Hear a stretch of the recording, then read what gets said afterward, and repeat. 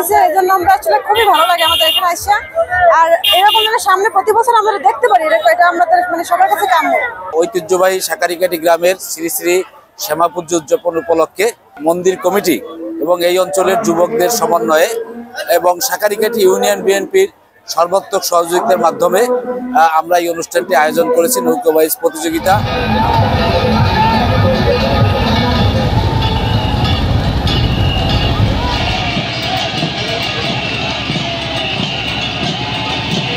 নৌকাবাইজ একটি সুন্দর আয়োজন, মনোমুগ্ধকর।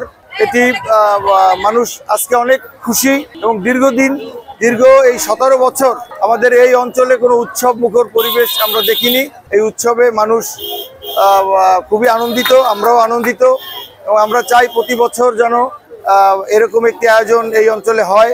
স্থানীয় পর্যায়ে যারা আয়োজন করেছে তাদেরকে আমরা সাধুবাদ জানিয়েছি, সমর্থন দিয়েছি এবং পরিশেষে আজকের যে যেটা বাস্তবায়ন হয়েছে এটা একেবারেই মন থেকে খুবই ভালো লাগছে যে নদীতে এখন মানে ট্রলার নৌকা মানুষের যে উৎসাহ, হাজার হাজার মানুষ দেখা যাচ্ছে যে 1-2 কিলোমিটার ব্যাপী এই নদীতে হাজার হাজার মানুষ রাস্তাঘাটে একেবারে পরিপূর্ণ।